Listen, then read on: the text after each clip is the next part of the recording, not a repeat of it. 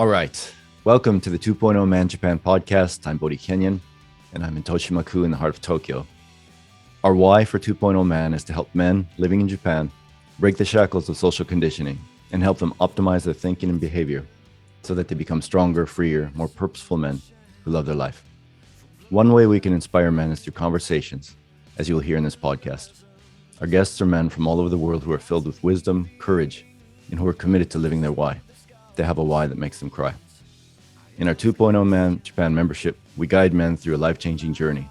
We help each member heal and strengthen their body, empower their mind, and we work together through mentoring and peer support to upgrade their thinking, behavior, and skills, and help them find their why and start putting it into practice.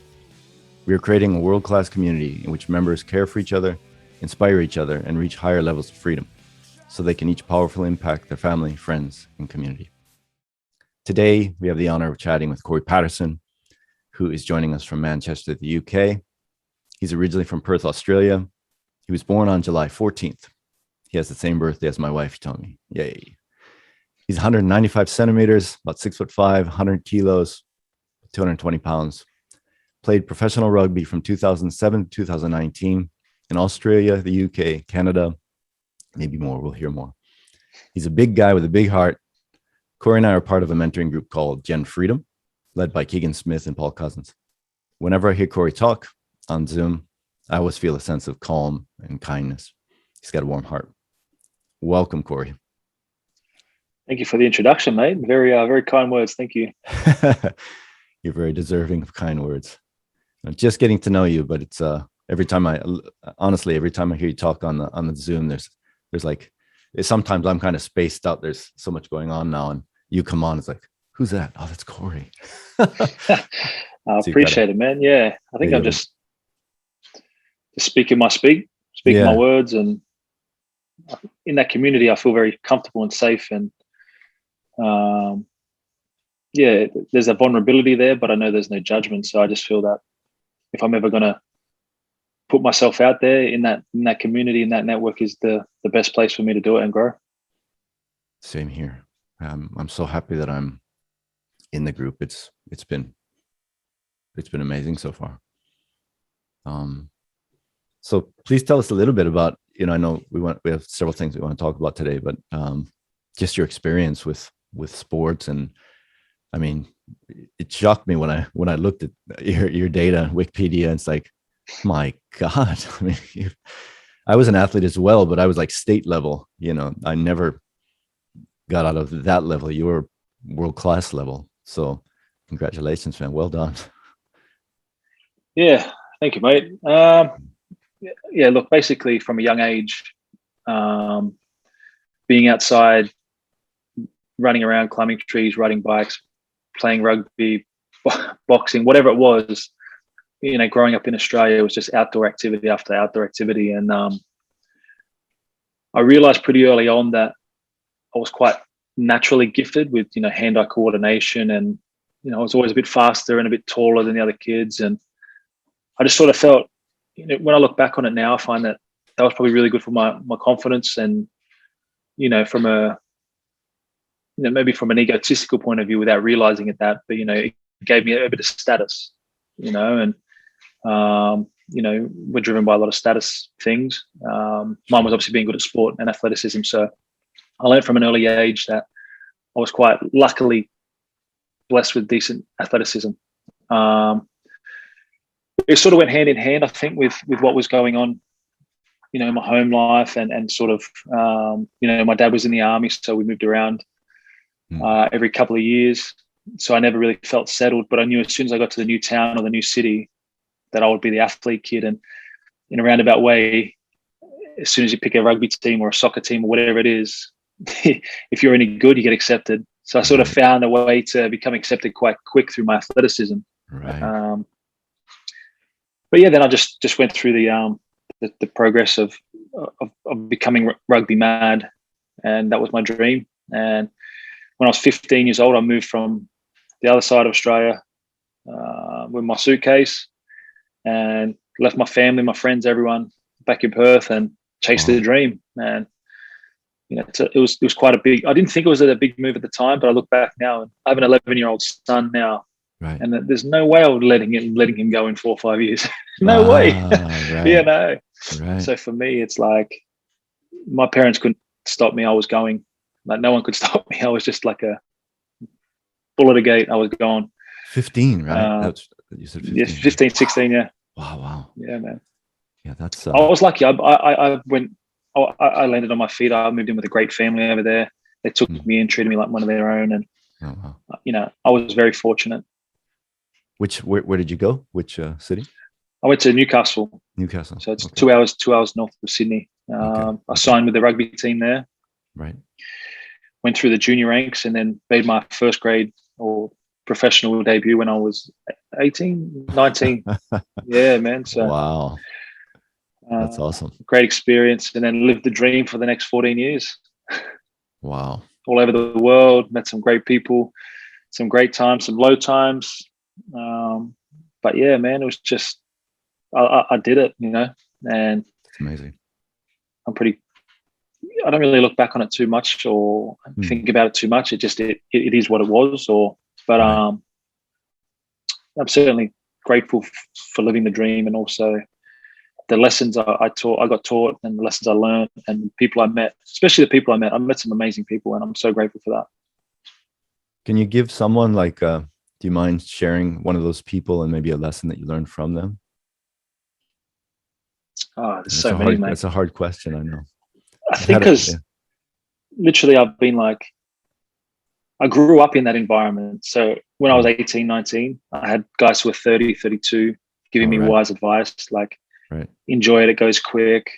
And then when I was in a really weird era because when I debuted, there was no social media, there's no camera phones, there was none of that. Right. By the end of my career, everyone's got an iPhone 28 or whatever we're on, and everyone's got this. And, at the same time that the athletic performance side of things changed. First year or two of my career, it was beers and pizza after the game. Then I went to protein shakes, ice baths, cryotherapy.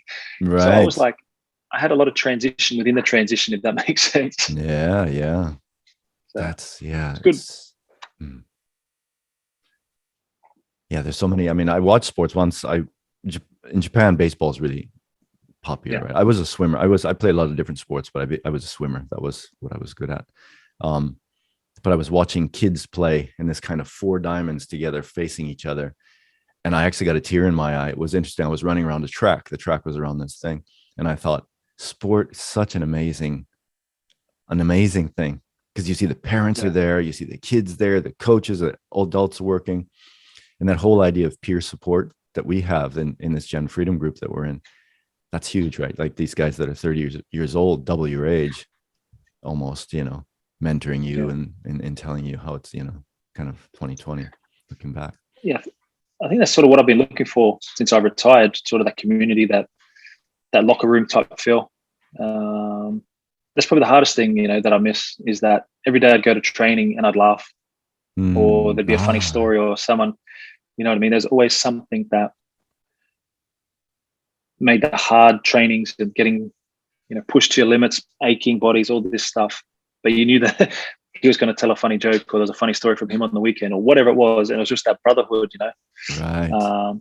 That's the thing I miss most, I guess.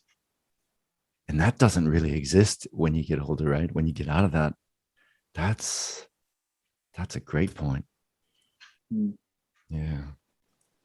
So, wow, that's, you could probably talk for 24, 48, 1 week on just, good stories. Yeah, man. I'm probably not suitable. No, it's okay.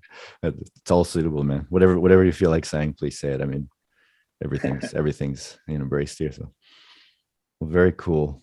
And how about injuries? I mean, rugby is there aren't many sports as full contact. I mean, you've got hockey, but you've got padding on. You've got American football. You've got padding on. Rugby is pretty vulnerable, right? Everything is pretty wide open. Yeah, I mean, I think I actually got a friend of mine who was a former professional soccer player over here, and he's like, "How many surgeries have you had?" And I was like, I was counting them as I went up my body. He's like, "That's not good that you've got to count them." And I was like, "It is what it is. We know what we did." And my fingers are all pretty messed up and my shoulders aren't great, but they're all just part of the journey. It is. Right. I think the big thing that, a lot of my, I'm 34 now, and guys who have retired in the last few years, there's obviously a lot of stuff about the CTE and the concussions and stuff. And right. I remember when in my first couple of years, I was getting knocked out consecutive games and this and that, and there was just there was care and that, but it was different, and then now where we're at now, it's so much better and it's so much thing. But I've had a few guys reach out to me about that, and I'm just like, look, the more you worry about it now, the more you can, put yourself into these negative states, and it can be a spiral effect. And if these things are going to get us, they're going to get us. And I'm just going to live my life as if it's not going to happen. And if it does happen, well, then we'll deal with that later on. But, my partner and I, we make little jokes about it. And, she goes, "You're crazy." I said, "Oh, well, wait till my CTE kicks in. Then you'll see crazy." Just like make life harder, because, I can't remember how many times I've been hit in the head and how many times all these things happen. So I'm not going to worry about it, because I can't change anything now. I can live a healthy life and hopefully prevent a little bit of it if that's capable or possible. But I think when we can take the mick out of ourselves and laugh at ourselves and lighten the humor a bit, I'm sure there's some chemical reaction there or something that we can talk on a deeper level with probably someone smarter than me. But yeah, I just think there's something there that you can laugh at yourself and make lightness of a potentially serious situation. I feel better anyway. Got the chills, man. That's that's beautiful. That's a Mindflex, right? I mean, that's part of what you're doing now, right? I love that. When I sent you a message earlier, I was like praising you about what you've done. Is just living my life, man. Just and that's a warrior. That's like the true warrior spirit, though. I mean, you enter it and you take what comes with it, and awesome. Yeah, thank you for being on the podcast already. I got the chills, and it's 6 a.m. And it's not cold in here, man. Yeah, thank you. All right, so. And I heard also that you were being scouted by some NFL teams as well, which is more close to, I'm from the USA, so, American football is pretty much the number one sport. Yeah. Yeah, I think it was 2008. So I've been in the professional rugby for 2 years then, and I was kicking, and I was, again, quite lucky, blessed with foot-eye coordination, if you will, and caught the attention of a few clubs. And I went over there in the off season and had a tour around, and I went to Oakland, went to Arizona, and amazing opportunities. But I was just like, I was 21. I couldn't even have a beer over there or enjoy it. So I was like, that's right. Yeah, that's the old me, the young me. Right. But yeah. I was just like, I had too much unfinished business back in Australia with my rugby, and I'd only just scratched the surface of what I wanted to achieve, and there was no guarantees in America. But hindsight's a wonderful thing. What could have been, but I sleep easy at night with my decisions. Yeah, I know. That's cool. I just saw that and thought, wow, NFL. Yeah. And then who's after your team? I don't. I grew up in Detroit. I grew up in Detroit, Michigan. So the Lions, but it was always kind of a joke. The Lions did really poorly. Lived in San Diego, California for 10 years. I saw one game. I went to see the San Diego Chargers, and I saw some players. I worked at a Japanese steakhouse when I was called Benihana when I was as a bartender for many years. I don't drink it all now, so it's kind of funny. But there were some players. Junior Seau was I think he was. Yeah. Do you know of him? Yeah. Yeah. He used to come in. So there were some Hollywood stars and like Evel Knievel. Different people would come in and. Cool, man. Yeah. So. Cool. Yeah, but yeah, I played football for a year. Yeah, that was it. It was just a short thing. American football, anyway. Which is funny because it's more handball, right, than football. So. Yeah. It's true though. Yeah. Yeah, right. It's funny. And then you were your boxing, that also is like, my God, I mean, you knockout, 2 knockouts, and what inspired that? What was the impetus behind that? I think I always did it growing up on Okay. the side. I just think that from where I was and where I'm a bit of a weirdo. I like challenges. Like I really, if someone says I can't do it, I'm like, okay, here we go. So with that, it was just literally, I'd excelled in team sport environment. Right. And I thought, what more challenges can I chase to use my athleticism? And there's no real, the UFC's insane, but boxing is just you and another man trying to literally hurt each other. Right. And I thought, well, that's cool. I know I'm tough enough. I played professional rugby, I can do this. But let's see if I'm smart enough. Let's see if I'm tough enough. Let's see if I'm skillful enough. Let's see if I have that internal factor of, the whole fight, flight, or freeze. Let's see if I freeze. Let's see if I fight. Well, I can't run, so let's see let's test yourself. And I had no teammates to hide behind, or, I was literally just me and the other man. And, thankfully, I did the work. I listened to my coaches. I literally was probably the most strict on myself I've ever been in my training camps. Mm-hmm. And yeah, like I think I started a lot of that language to myself in those camps. People would ask, "Oh, how are you going to go?" And I had this one line in my head, and I would just be like, "I'm going to pump him," mm-hmm. And they'd be like, "Oh," but yeah, I'm just going to pump him. And I said that every single time, no matter what. That was just the one. It became auto reflex. That how you feeling? Yeah, I'm going to pump him. That was it. And then, the results. I was fortunate enough to walk away unharmed and got the wins. That's awesome. I mean, that's part of the Mindflex, right? I mean, you just keep inputting that. Yeah, that's awesome. Wow. Yeah, I mean that is scary. So. Yeah. I'm sorry. It's probably even though you do the work, sure. I still remember my ring walks, and I don't think I've been more scared in my whole life. I look at that and think, my God, like a boxer, that's the warrior spirit. Probably the weigh-in is probably scarier. The weigh-in.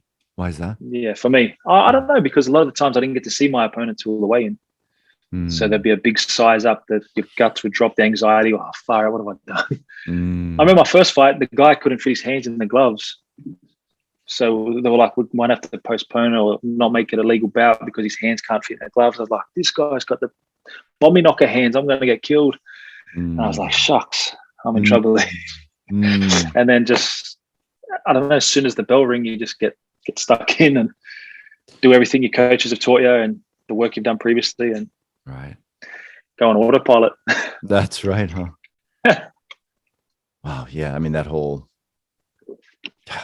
boxing, I think about that, like in sports, like the pain of running hard, or, the endurance pain, or, different sports have different types of pain, but the pain of actually getting tired is hard enough. And then getting jacked in the face, and, that's, yeah, bravo, man.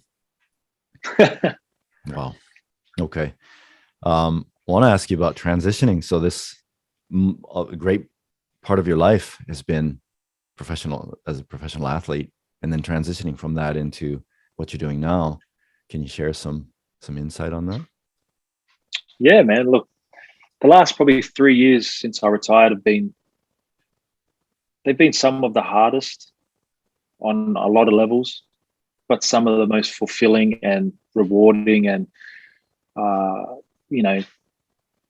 self-growth moments of my entire life. Like when I retired, that was it.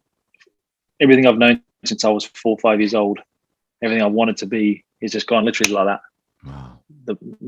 No more games, no more training, no more teammates, no more coaches, no more status, if you will, nothing. And I was prepared for that.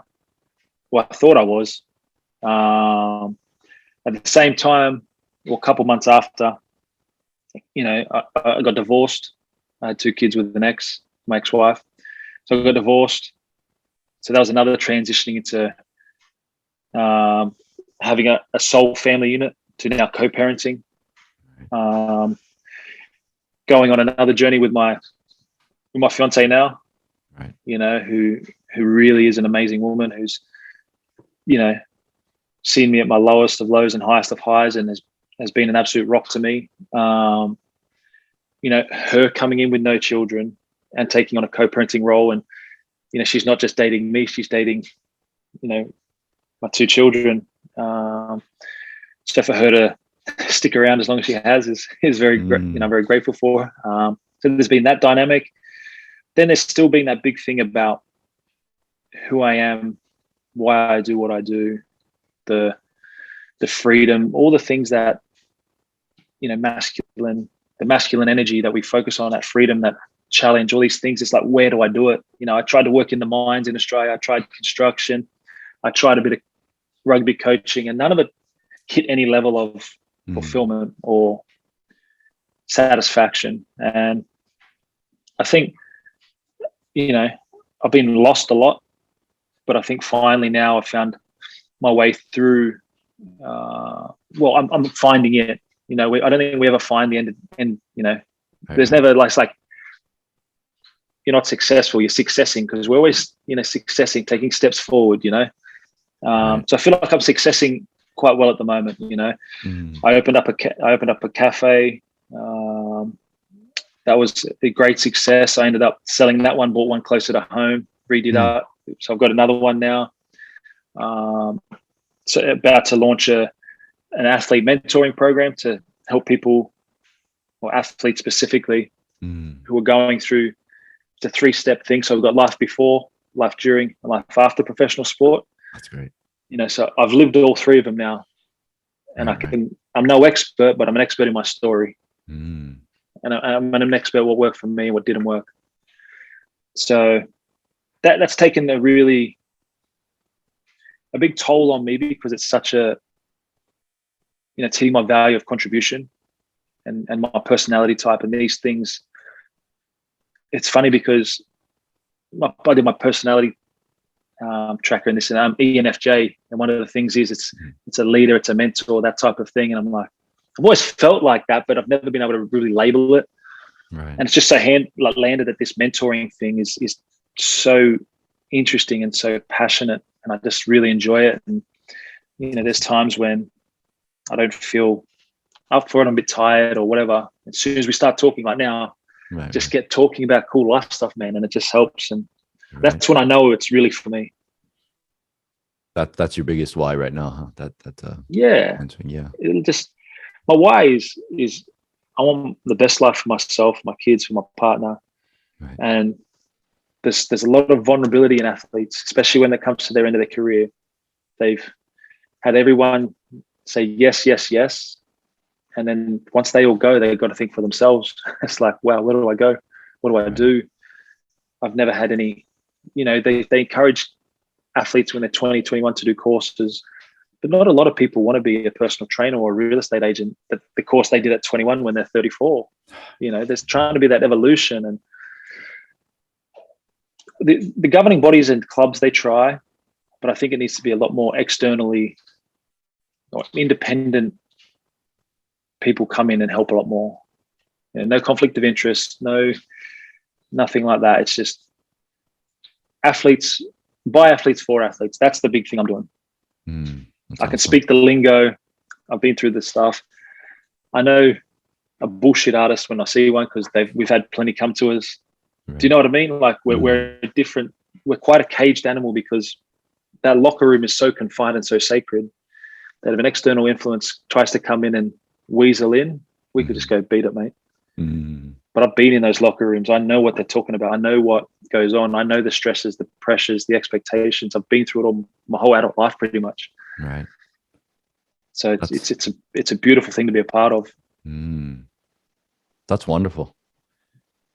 And that's a perfect role for you, right? I mean, that you can really help people, impact people that way. Definitely, man. Definitely. Cool. You got the heart. I mean, you got the care and the heart, and that's that's it, you know. In my book, that's always, it comes down to that, you know. Eventually it's guts and all that, but it's the kindness behind it. Yeah, I sort of have a, like, you don't have to be the best person in the world. Sure. But just don't be a dickhead. Like, literally, there's so many people out there. Like, there's so many people out there who have their own dramas, their own troubles, their own issues. Just don't be a dickhead. Sorry for swearing, but just don't. Like, just be nice. You don't have to be a saint. Right. But the more we can all help each other by not being a negative influence on people, I'll say that instead. You know, we can just help people so much more by sometimes not what we don't do rather than what we do. Right. Well said. Yeah, and I got to work on being. I'm a bit under pressure these days. I'm way out of my comfort zone, and I become more of a dickhead the more uncomfortable I am. So, thank you for that reminder. But you know, but it's a natural. You know, it's natural to we get into that defense mechanism of fight, flight, or freeze and whatnot. But you're not a dickhead by any stretch, mate. You got a big heart, and I can tell by everything we've spoken about, mate, that you're far from a dickhead. I've seen plenty, and you're not one of them. No, thank you. Yeah, I endeavor not to be a dickhead. Nah. But thank you. Thank you. So you have 2 cafes now. I remember a conversation because I put something on Instagram like life without coffee, and you're like, Bodhi, I have a cafe. I was like, I like coffee. Yeah, I do. I'm just testing life without. It's basically life without caffeine. So it's not. Yeah. Well, the coffee I just had was a decaf then. Okay. So I'm trying it as well. Yeah. But we just make I don't want to give my cafe a plug, but we just make really good coffee. Okay. Jacora, is that the name of? That's the one I just saw. Yeah. Is that the name of the? Yeah, Jacora. Yeah. Jacora. What does that mean? So that's myself and my 2 kids. So Jax, my son, CEO for Cory, and then my daughter's name, ORA, Aura. Oh, nice. Awesome. Jacora. Yeah, man.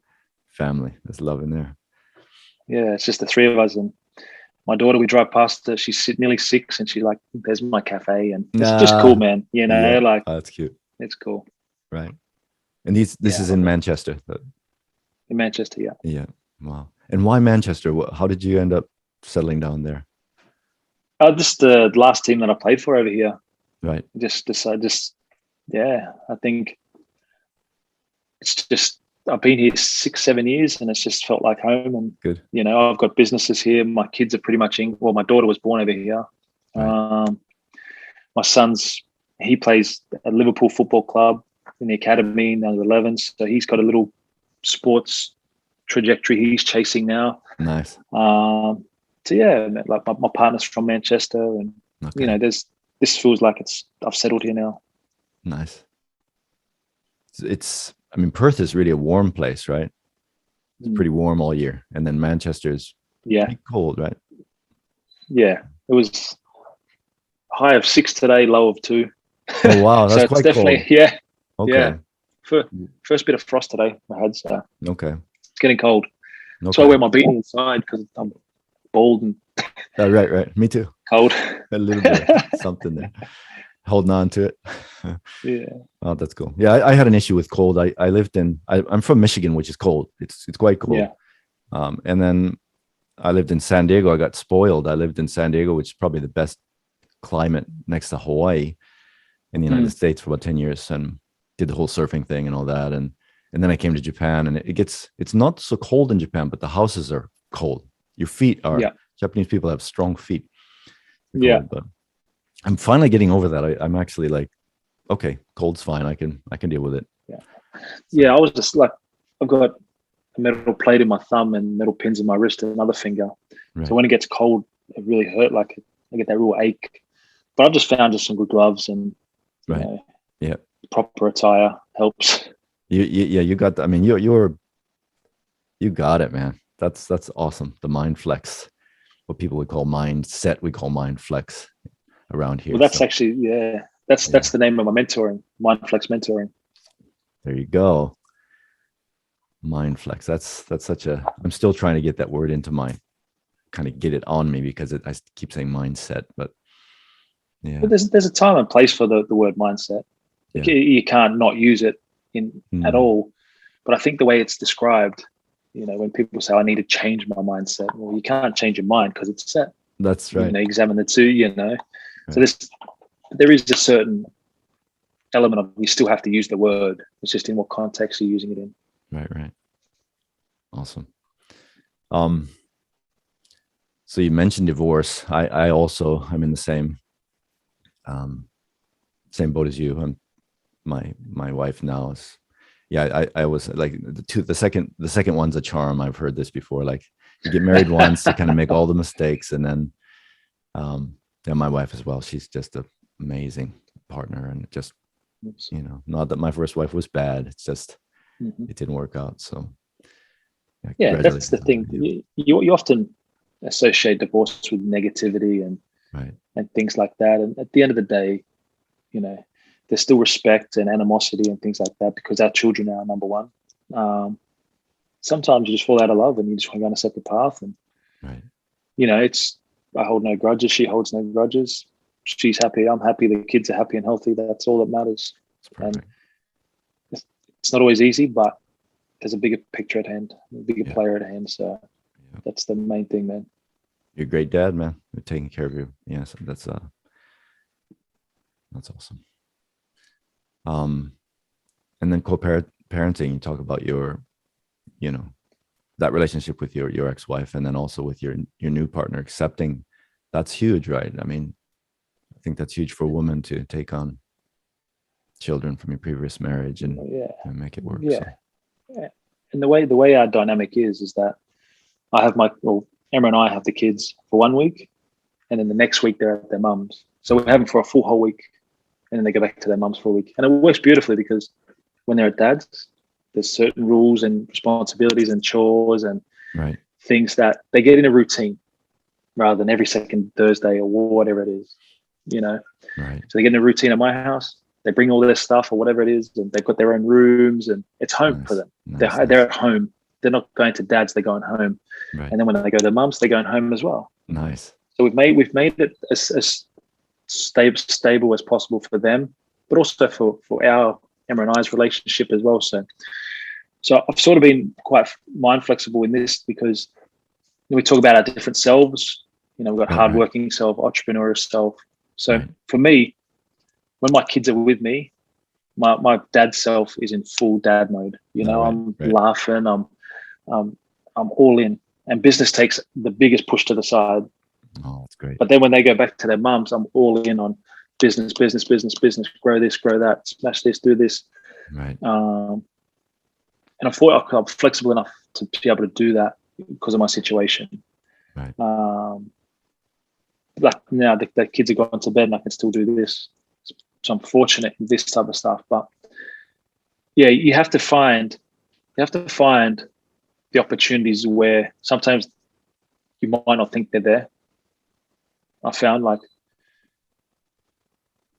it's easy to get caught in a one size fits all lifestyle. I could stay the same and not have that entrepreneurial self when I didn't have my kids and just be a bum. What am I going to do? I don't have my kids. So I'm just going to sit down and watch Netflix and scratch my bum. But it's like, well, no, this is you. You've been given a time now to really work on yourself, your relationship with your fiance, your businesses, your friends, your social scene, whatever it is. Capitalize, because your kids are your number one. So when you're with them, give them everything. But when they're not there, go to your next point of your value system, which is financial freedom and having a great life with my fiance and my friends. So we have to be open to these changes and seeing the opportunities where you might not see them straight up. Right. Yeah, that selves thing. I'm just sort of wrapping my brain around it, but that's powerful. Yesterday I had an experience where I was giving a service for free. It was interesting. And my wife kind of looked at it. It's like, how much time have you spent on that? And it's a client that's already a client. And I don't know what you would call it. It's not even generous. It's maybe a client would come in and I'd done this extra, making basically an online part of it. So it's a hybrid kind of client, in person and online. And then my entrepreneurial self popped in. And it's the first time. And I thought, okay, decision time. And I made 2 programs. When the person came in, I said, which would you like? They're like, that one. So that's another, that was something that will actually be part of our business now that wouldn't have existed without that entrepreneurial side. So awesome, man. Yeah, thank you. Awesome. So this is Well the done, power man. of Awesome. Thank you. This is the power of mentorship, right? And peer support, right? I wouldn't have thought that way before. I've been in my old mode of just, I don't know what that is, but I think you can even look at it as like, I've done a lot of mentoring for free because we don't always necessarily have to put the value on a monetary exchange. Right. The amount of stuff I've learned doing these free sessions for athletes is invaluable. Right. So there's always a silver lining. I try never to always see the exchange of a monetary value as the only that was good or bad. Right. Like if I'm mentoring someone and I'm learning about them, and then the next client might be a similar situation, and I go, well, I nailed it with him. I can nail it with him, and now I'm getting $1,000 or whatever it is. Right. But I wouldn't have got that deal unless I'd done the free work there. That's right. So you can still put a monetary value on it, but just the help and the guidance and the chats, and that far outweighs any money. Yeah, 100%, man. I agree. And yesterday I thought, okay, this is a lesson, and I'll just leave it as a lesson, and from now on that'll create something, another service. For sure, man. Yeah, completely agree with that. Yeah, awesome.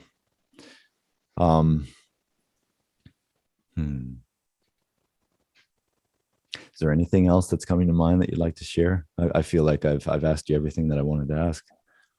No, I just think that there's a lot of I think now more than ever, we all need to look out for each other, and that can be in any way, shape, or form. I think having communities like the one that we're in, the one that you guys have in your gym, a lot of the time when, for example, when I go train, it's the 1 hour or whatever I get a day. That's just for me. Right. No business, no kids, the only responsibility I have is moving the steel. That's it. Right. And I think in your position, say if you're doing an early morning session, you can be the first person that they speak to that morning. And that's something I try and do in a cafe. If someone comes in, I could genuinely be the first person they've spoken to that day. That's right. So I want to make it an amazing experience for them. And I think if you're in an early morning type role, how good would you feel if the first person you spoke to had a big smile on their face and wondered what was best for you, regardless if it's just making them a cup of coffee? Right. I just think there's a lot more potential for people to be nicer and encourage and uplift people, especially in this day and age with the craziness that's going on. That's a whole nother rabbit hole. But yeah, I think there's a great opportunity for us I genuinely believe that most people are good. Same. To their core, most people are good. And I think, I hope that especially with these external influences now of the world going a bit mad, that will bring it out and not go the other way. I love that. It's beautiful. And I think we were in a discussion before in the Zoom, and you were talking about that. You were talking about, learning people's names and really getting in touch with people. And we do that. Like we have a little whiteboard thing, and it says like way to show up, or I always write something and the person's name with little stars on it. It's kind of cute, like a kid, like your 6-year-old daughter would look at that and see the stars. But adults like that too. And adults like balls. What I found, throwing a ball, there's a lot of things that we keep, but that thing about using people's names, and I have a tendency, I think in a session, I probably say the person's name 15 to 20 times, probably, depending on how many sets they do. Yeah, they just feel so much more significant. Yeah. The significance factor is huge in that. We all want to feel significant, all different levels. But if someone can remember your name, remember that they might have a sore knee and you need to be a bit cautious, or I know what milk they want in their latte. Right. They walk away going, I'm special. It's only a small thing, but if someone did that to them 10 times a day, how good are they going to feel at the end of the day? Right. I know I'd feel better. Yeah. Right. Yeah, that's powerful. Then that's care. Like I always come back to that. Like if somebody asks me, what are you talented at? It's like caring. That's definitely. probably the only thing that I have like natural talent for. Yeah. But you've now found a way that you can actually monetize it. Right. You know, your clients could go to any gym in Tokyo. They could. There are a lot of them. Yeah. But are they going to get the same care? I don't believe so. No. You know, and retention and that's that's the beauty of it. You know, people could go to Starbucks a mile down the road, but they're just another number.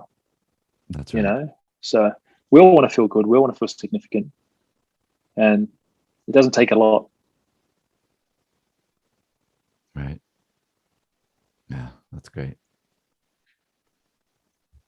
Thank you, Cory. No, thank you for having me, man. I appreciate it. It's nice. I woke up, so this is an early from. We started at 6 a.m. Tokyo time today, so it's what was it? It's 8 or 9 p.m. in UK.